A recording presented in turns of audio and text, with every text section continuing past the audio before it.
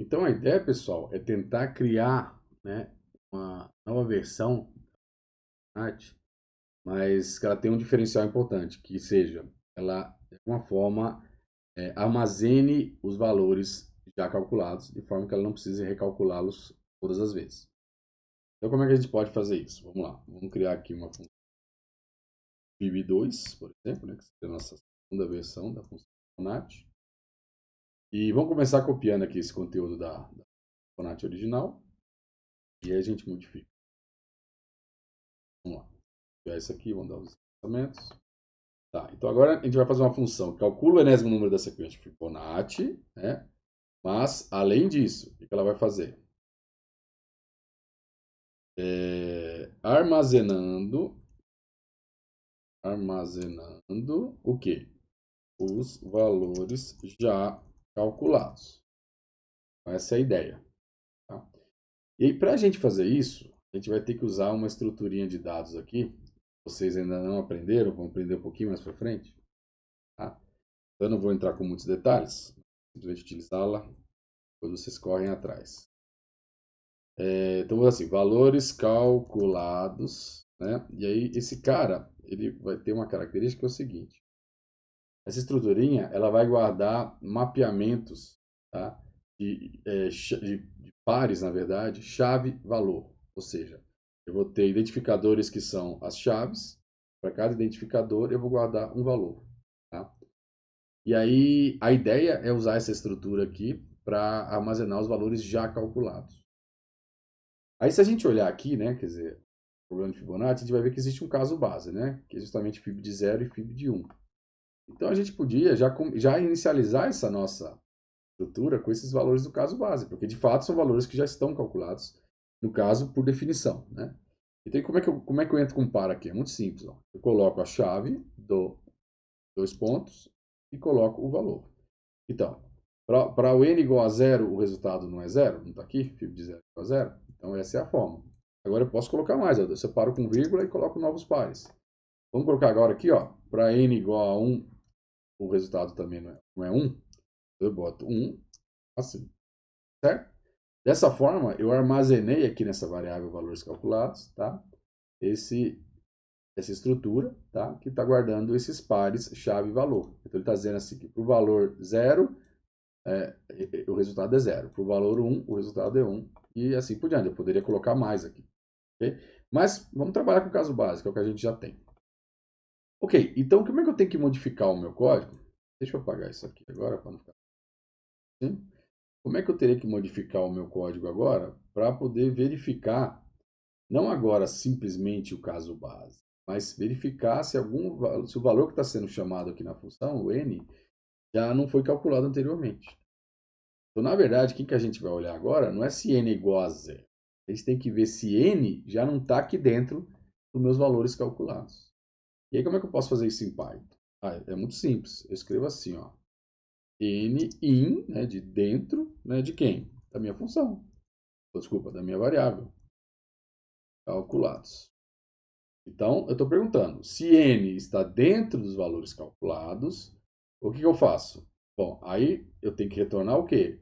Retornar o resultado referente ao valor de n. E como é que eu faço isso com essa estruturinha? É muito fácil. Eu venho aqui e faço assim, ó, valores calculados, e aí eu indexo essa estruturinha com n. Dessa forma, tá? Primeiro, se n estiver aqui dentro, isso significa que dentro dos pares que estão guardados nessa minha variável, tá? Existe o valor de n. E aí, se eu indexo ela, né, com essas colchetes, tá? Ele vai me retornar exatamente o valor que está armazenado aqui. Então, por exemplo, se n for igual a 1, ele vai achar esse par aqui dentro da estrutura e vai me retornar o valor que está na frente, que é o que está armazenado. No caso é 1. Isso vai valer para quaisquer valores de n. Tá?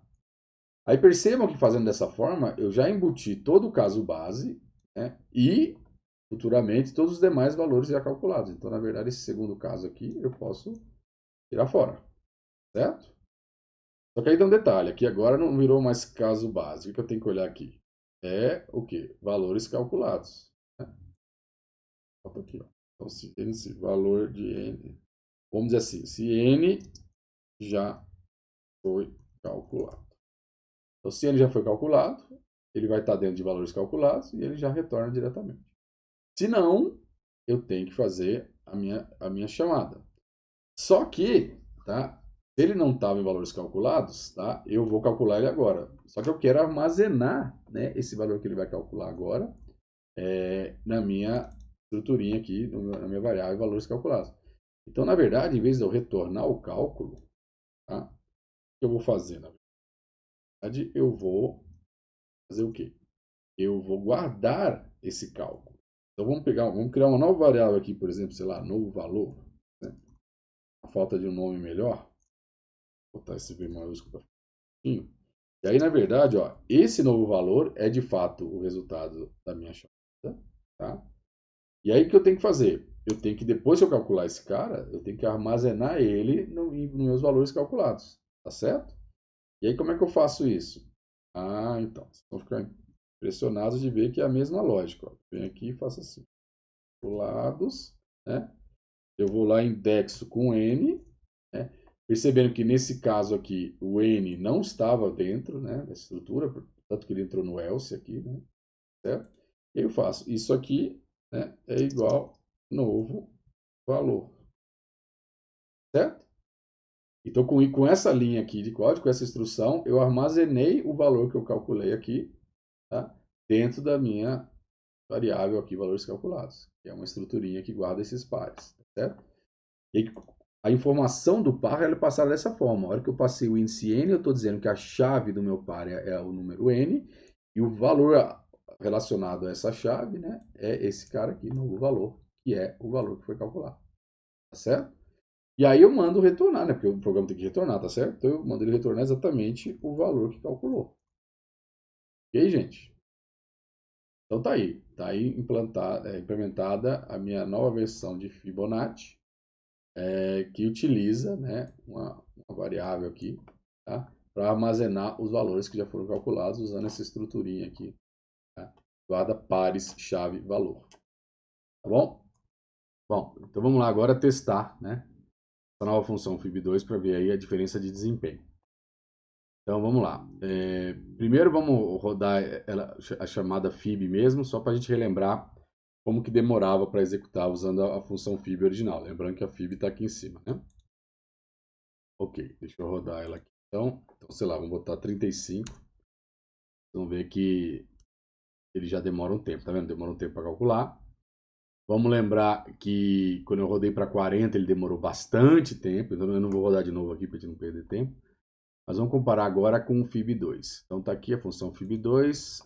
Opa, acabei de ver um erro aqui nessa função. Olha, quase que eu deixei passar. O que tem de errado nessa linha aqui, gente? Está de errado porque eu estou chamando FIB, não FIB2. Ele ia chamar a outra função. Olha a bagunça que ia ser. Vamos lá, vamos acertar aqui. FIB2. Agora sim.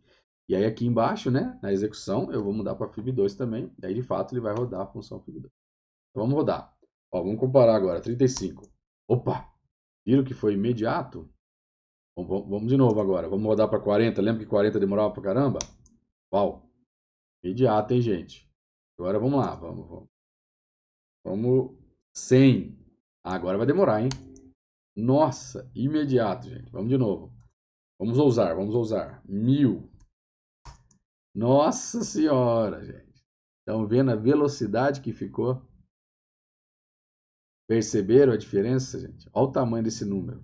Tá? Quer aumentar? Vai, vamos mais um. Vamos botar aqui 2000. Agora vai explodir. Olha lá. Olha o tamanho do número que calculou. E vocês percebem que o cálculo foi quase instantâneo. Tá? Por que que isso aconteceu? Por que que na implementação FIB demorava tanto para calcular e na FIB2, mesmo para números muito maiores, ele calcula quase imediatamente? Bom, gente, acho que agora vale a pena fazer um pouco de uma análise do que está acontecendo. Até para ficar claro por que é tão mais eficiente essa implementação. Então, voltando aqui rapidamente, né, a implementação ingênua, né, qual era o problema dela? Né? A gente viu, recapitulando, né, quer dizer, a gente viu que, como o Fibonacci, né, passado um número n aqui, parâmetro, como ele precisa executar, né, fib de n-1 E aí, por sua vez, na próxima chamada, ele vai executar firme de n-1 novamente, assim por diante. E, obviamente, chegar num caso base aqui, n igual a 1, certo? Então, ele tem que executar todas as chamadas, tá? Do valor n que você entrou, né? Até chegar em 1, tá? Depois que ele completar isso aqui, é que ele vai partir, né, para as chamadas aqui do segundo termo, n-2. E a gente percebeu, quando a gente imprimiu os resultados, que ele recalcula toda vez, todas, né, para todos os valores. Já vindo aqui para a segunda implementação, né, dado que a gente está armazenando toda vez que a gente calcula, né, um resultado, tá? O que acontece é que toda vez que um valor é calculado, ele nunca mais será recalculado. Tá? E atenção, né? Toda vez que você chama FIB2, tá? E o valor já está em valores calculados, ele simplesmente retorna. Essa aqui é a jogada. Tá? Então, em muitas das chamadas, tá? Não vai haver chamadas sucessivas da função recursiva, porque se o valor já foi calculado em algum momento anterior, ele simplesmente já vai ser retornado. E aí que está a chave, tá, da redução drástica de complexidade dessa função. Mas aí alguém agora poderia perguntar, ué, professor, então agora que a gente criou aí uma solução extremamente eficiente, então o céu é o limite agora? Eu posso rodar para qualquer valor? Bom, a gente vai ver que não é bem assim. Então, por exemplo, vamos executar de novo. A gente tinha rodado até 2000, né? Deixa eu rodar de novo, para que é verdade. Então tá aqui, para 2000 calculou quase que instantâneo. Então fica claro que não há um problema de desempenho de execução, né? Porque ele, para 2000, como para outros valores menores, como 30, né? Também o cálculo é praticamente instantâneo. Mas vocês vão ver aqui que não é para sempre. Então, por exemplo, vamos rodar para 3000 e vamos ver o que acontece. Opa! Percebam que ele já não retornou de imediato. Opa! Aconteceu. Vamos lá. Olha o que ele está falando aqui, ó. Erro de recursão. Tá? Profundidade máxima de recursão tá, excedida. Ah, o que, que aconteceu? O que aconteceu é o seguinte, e aí agora vocês estão vendo que ele retornou aqui um monte, né? Porque ele interrompeu, né, a execução no meio do caminho, e aí retornou aqui um monte, toda a pilha, né, a sequência de execuções das várias chamadas que estavam em execução naquele momento que atingiu esse limite.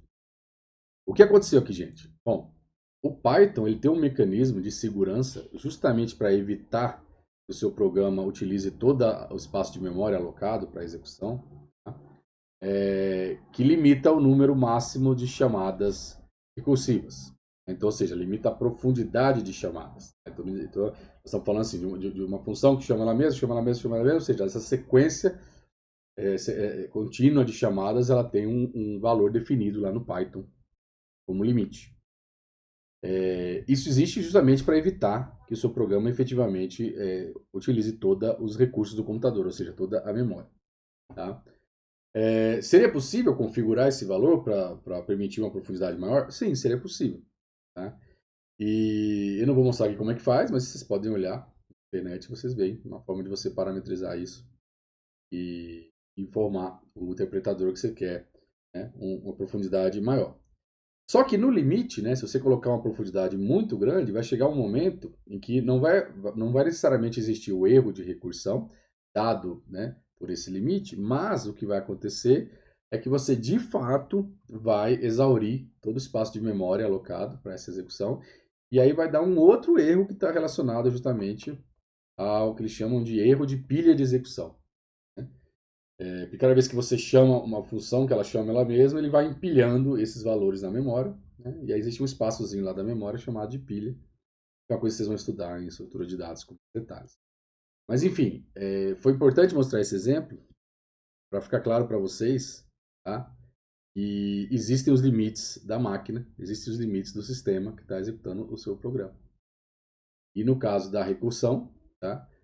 No contexto do Python, ele tem esse controle aí, que é justamente para evitar, né? É um mecanismo de segurança para evitar que o programa gaste, né? Ele exaura, né, todos os recursos da máquina. Tá claro, gente? Então agora vocês podem brincar aí um pouco, implementem aí o Fibonacci, implementem essa versão também, ou novas variações, tá? E dá uma brincada nisso aí para vocês entenderem melhor os conceitos de funções com resultados. Bom, gente? Bom, então a aula por hoje é isso aí. Até mais, um abraço.